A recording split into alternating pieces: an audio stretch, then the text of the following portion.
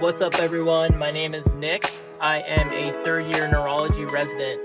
Today, I wanted to make a video on why it doesn't really matter where you match. And I know that's kind of like a clickbait type title, but I think there's definitely some truth in it. And I know match day is coming up in 2 days. I remember when I was a fourth-year med student, there was like a lot of anxiety right about now, where I was going to go, what part of the country I was going to be in.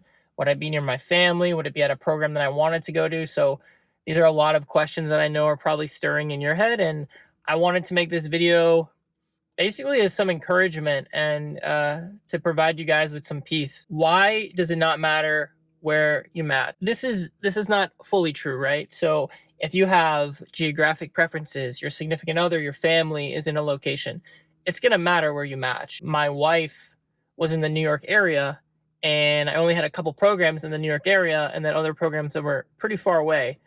So that was my biggest stressor in match day. So I don't say this to like downplay like matching for geographic purposes, because that's super important. When else would it matter where you match? So I guess geography, and then the other thing would be specialty. So some people have a passion for a field. Say I wanted to go into general surgery and I matched internal medicine.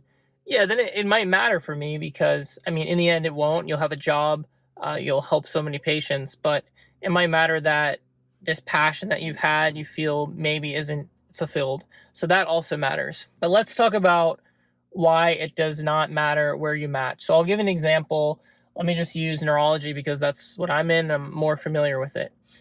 So yes, there are certain programs that you may have more exposure to things. You may have programs where you have more faculty, more opportunities, more experiences. And that can be in any field. That can be in medicine, neurology. But let's say neurology in particular, you have a program where you might not get as much exposure to subspecialty care, things like that. I would say that wherever you match, how you are as a clinician and your skill set, what you bring to the table, yes, it's impacted by the faculty that you have and who you learn from. But I really do believe that a lot of it comes from you yourself as a person, not only like your qualities as a person, but also the amount of work you put in, the amount of studying that you do, the amount of like inquiry that you have to be a better neurologist, surgeon, whatever. I have noticed, just like watching colleagues in, like, let's say even in internal medicine, where they like start out of the gate and they're sharp, they know what they're talking about, they're up to date on the literature, they're treating patients really well, like their clinical knowledge is great. And yeah, they may have gone to med schools, or they may have had good mentors in their PGY 1 or 2 year that have helped them get there, but most of these people, I know they're putting in the work behind the scenes. I know they're studying more. I know they're staying up to date on things, and it's apparent.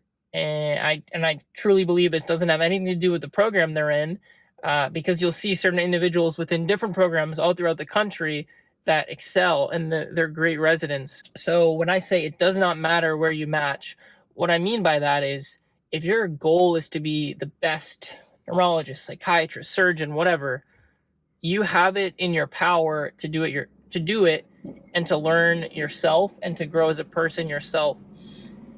I think that we have this like false belief that, oh, if I go to X program that's ranked like number 5 in the country, I go to this program that's only at a community hospital, I'm not going to be trained well. I'm going to have all these issues. And I think that, yes, some programs might train you better than others, but I think there's like an inherent fallacy in that, to think that we have to depend on all these other people to grow as physicians in whatever specialty we're in. So I make this video because, say even you match your 1, I know there are people out there that have matched their 1 that probably are like, I thought it would be this way, and then I matched my 1 and then it wasn't what I wanted. So even if you match your 1, even if you match your 8th, I wouldn't allow that fallacy that like, oh, I matched there, I'm not going to get good training, I'm not going to be the best that I can be. I think you have to shift it to like, what can I bring to this residency program?